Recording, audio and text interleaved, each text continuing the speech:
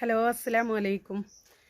ഞാൻ ഈ പറയാൻ പോകുന്ന ഈ ഒരു വിഷയം ഉണ്ടല്ലോ, അത് ഞാൻ പറയൂല എന്ന് വിചാരിച്ചിട്ട് മാറ്റി വെച്ചൊരു സബ്ജക്റ്റാണ്. എന്ന് വെച്ചാൽ അത് പറയാണ്ടിരിക്കാൻ പിന്നെ എൻ്റെ മനസ്സ് അനുവദിക്കുന്നില്ല. അങ്ങനെ പറഞ്ഞു പോവുകയാണ്. ഞാനൊരു സ്ത്രീയാണ്. അപ്പോൾ ഇത് സ്ത്രീകൾ മുഴുവനും കേൾക്കണം എന്നുള്ളൊരു ധാരണയിൽ തന്നെ പറയുന്നതാണ്. ഈ വീഡിയോ ഞാൻ ചെയ്യുന്നത് ഒരാളെ താത്തിക്കെട്ടണ്ടിട്ടോ അല്ലെങ്കിൽ സമൂഹത്തിൻ്റെ മുമ്പിൽ അയാൾ തെറ്റുകാരനാണെന്ന് സ്ഥാപിക്കണ്ടിട്ടോ അല്ല. തെറ്റുകാരന് പടച്ചോൻ്റെ മുമ്പിലാണ്. നമ്മൾ ഇവിടുത്തെ കോടതിയുടെ മുമ്പിൽ നമ്മൾ ചിലപ്പം തെറ്റ് ചെയ്യുന്നവർ തന്നെ എന്താ പറയുക, നിരപരാധി എന്നുള്ള ലേബലിൽ പുറത്തിറങ്ങും. അല്ലെങ്കിൽ തെറ്റ് ചെയ്യാത്തവർ കുറ്റവാളി എന്ന നിലയിൽ അകത്തും പോകും. അപ്പം അങ്ങനത്തെ ഒരു നിയമം കാര്യങ്ങളൊക്കെ ഉള്ള ഒരു കൺട്രീസിലാണ് നമ്മൾ ജീവിക്കുന്നത്. അപ്പോൾ അതൊന്നും പറയണ്ട. മുസ്ലിം എന്ന നിലയ്ക്ക് ഞാൻ പറയുന്നത് ഇവിടുത്തെ ശിക്ഷയൊന്നും അല്ല, നമ്മൾ വിശ്വസിക്കുന്നത് അല്ലേ പടച്ച റബ്ബിൻ്റെ കോടതിയിലാണ് അതിന് ശിക്ഷ എന്നുള്ളതാണ്.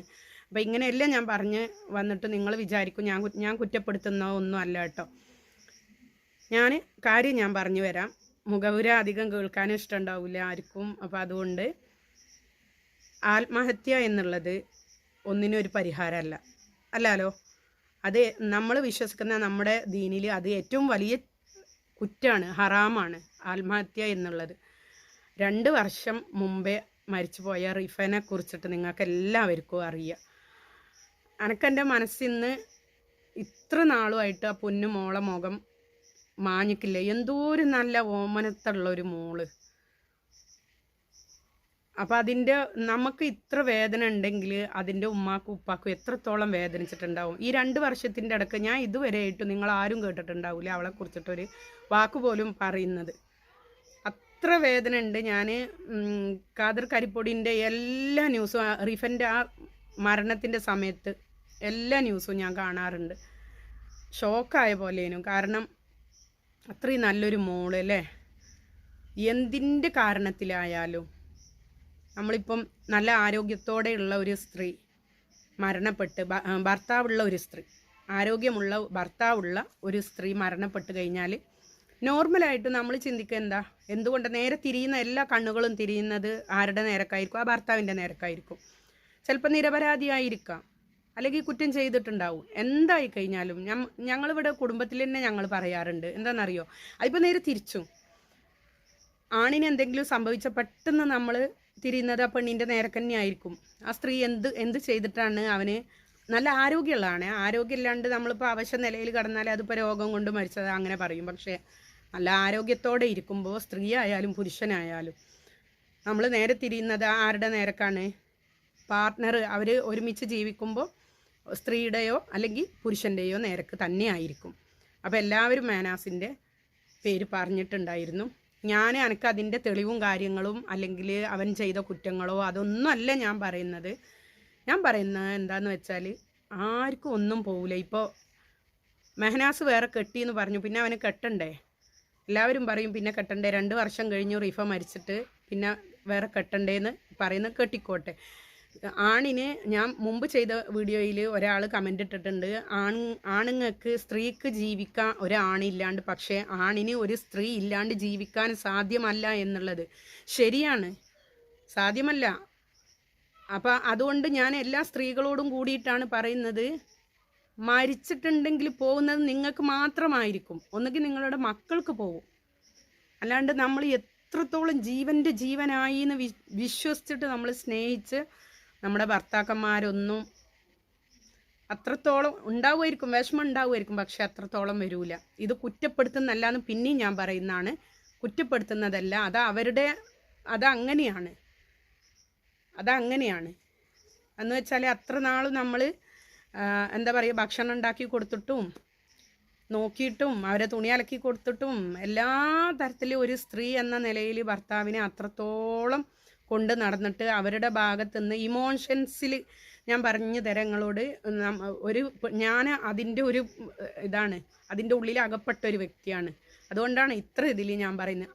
ഇമോഷൻസ് ഉണ്ടല്ലോ, നമ്മുടെ ഭർത്താവിൻ്റെ അടുത്ത് നിന്ന് കിട്ടുന്ന ചെറിയൊരു കളിയാക്കൽ മതി ഇരുന്ന് കരയാനല്ലേ.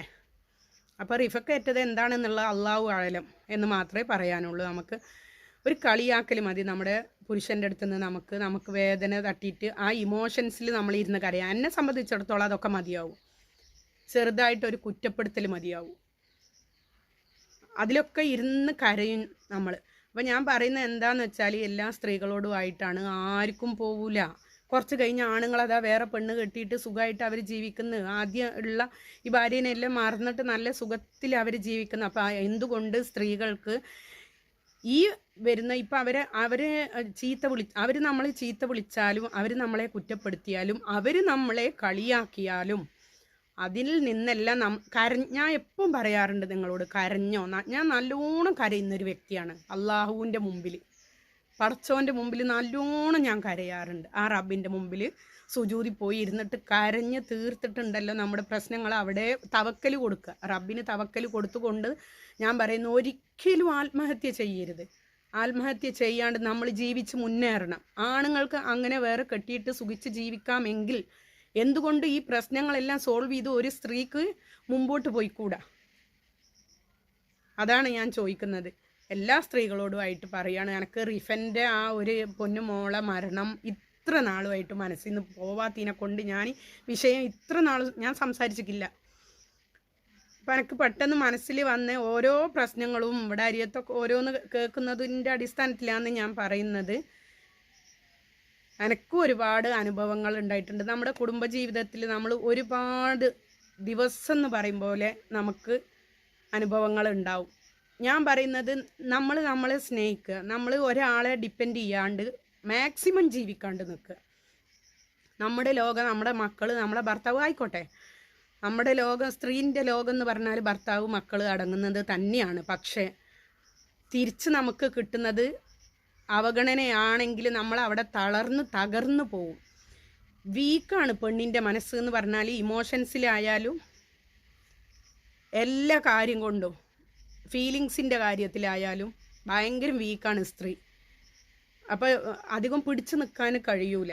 അപ്പോൾ റീഫൊക്കെ അതിൻ്റേതായിട്ടുള്ളൊരു പക്വത വന്നിട്ടുണ്ടായിരുന്നില്ല ആ സമയത്ത്. ചിലപ്പോൾ പക്വത ഉണ്ടെങ്കിൽ, അല്ലെങ്കിൽ പറഞ്ഞു കൊടുക്കാൻ ആരെങ്കിലും ഉണ്ടെങ്കിൽ ആ കുട്ടി ഇന്ന് ജീവിച്ച് ഇരിപ്പുണ്ടാവും. അവളുടെ ലോകം എന്ന് പറയുന്ന അവളെ ഭർത്താവും മോനും ആയിരുന്നു അല്ലേ. അപ്പം എനക്കറിയാം ആ ഒരു എന്താ പറയുക, സമയം നമ്മളെക്കാട്ടിലേറെ നമുക്കൊരു മുൻഗണന നമ്മൾ കൊടുക്കൂല. നമ്മളെക്കാട്ടിലേറെ നമ്മളെ ഭർത്താക്കന്മാരെ ആയാലും മക്കളെ ആയാലും ഒക്കെ സ്നേഹിക്കും. ഞാൻ പറയുന്ന ആയിക്കോട്ടെ, പക്ഷെ നമ്മൾക്കൊരു പരിഗണന നമ്മൾ കൊടുക്കുക. നമ്മളെ ഉണ്ടാവൂ, നമുക്ക് വേണ്ടിയിട്ടാണ് ജീവിക്കേണ്ടത് എന്ന ഒരു അറിവ് നമ്മൾ ഉള്ളിൽ വെക്കുക. എന്ത് പ്രശ്നം വന്നു കഴിഞ്ഞാലും അതിനെല്ലാം എങ്ങനെയെങ്കിലും സോൾവ് ചെയ്തുകൊണ്ട് നമ്മൾ ജയിച്ച് മുന്നേറാൻ നോക്കുക, ജീവിച്ച് കാണിച്ചു കൊടുക്കുക. മരണം ഒന്നിനും ഒരു പരിഹാരമല്ല. ഞാൻ എത്രത്തോളം ആ പെൺകുട്ടിനെ ഇപ്പോഴും റിഫനെ ചിന്തിച്ചിട്ട് വിഷമിക്കുന്നുണ്ടെങ്കിൽ അതിൻ്റെ ഉമ്മാക്കും ഉപ്പാക്കും എത്രത്തോളം വേദന ഉണ്ടാവും. ഒരു മക്കൾക്കും ഇങ്ങനെ സംഭവിക്കാതിരിക്കട്ടെ. പെട്ടെന്നുള്ള ഒരു ആഘാതത്തിൽ എന്തെങ്കിലും കേട്ടിട്ടുണ്ടാവും, അല്ലെങ്കിൽ എന്തെങ്കിലും അറിഞ്ഞിട്ടുണ്ടാവും, എന്തെങ്കിലും സംഭവിച്ചിട്ടുണ്ടാവാം. അതുകൊണ്ടായിരിക്കും അവൾ വിചാരിക്കുന്നത് പെട്ടെന്ന് അങ്ങ് മരിച്ചു കഴിഞ്ഞാൽ ഒന്നും വേണ്ടാലോ. അതായിരിക്കും പോയി. അവളെ നല്ല പ്രായം, എത്രയോ വർഷങ്ങൾ നല്ല സന്തോഷത്തോടെ ജീവിക്കേണ്ട ആ കുട്ടി മണ്ണിൻ്റെ അടിയിലായി പോയി അല്ലേ.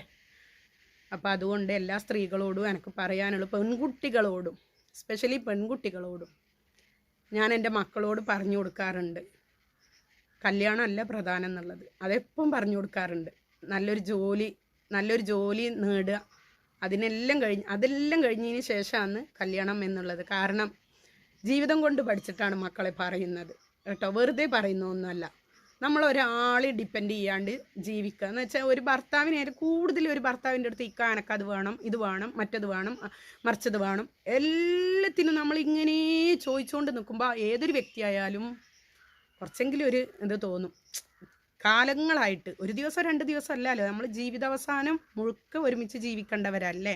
ഇതൊരു കുറ്റമായിട്ട് പറയുന്നതല്ല. അപ്പോൾ ആ പുരുഷന് നമ്മളൊന്ന് ഹെൽപ്പ് ചെയ്യാൻ വേണ്ടിയിട്ട് നമ്മളാൽ കഴിയുന്ന എന്തെങ്കിലും ചെയ്തു കൊടുക്കാൻ ശ്രമിക്കുക. നമ്മൾ അധികം ആരെയും ഡിപ്പെൻഡ് ചെയ്യാണ്ട് നമ്മളിലേക്ക് ഒതുങ്ങിയിട്ട് കുറച്ചൊന്നതായി കഴിഞ്ഞാലുണ്ടല്ലോ, എല്ലാത്തിനും ഒരു ആശ്വാസം ഉണ്ടാവും.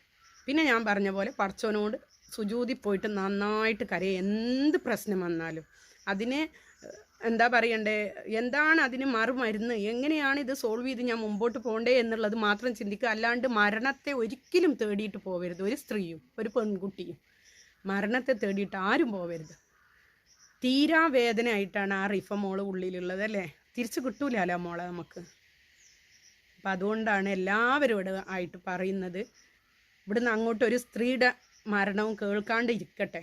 വേണ്ടാത്ത രീതിയിലുള്ള മരണവും നമ്മൾ കേൾക്കാണ്ടിരിക്കട്ടെ എന്ന് മാത്രം പ്രാർത്ഥിക്കാം.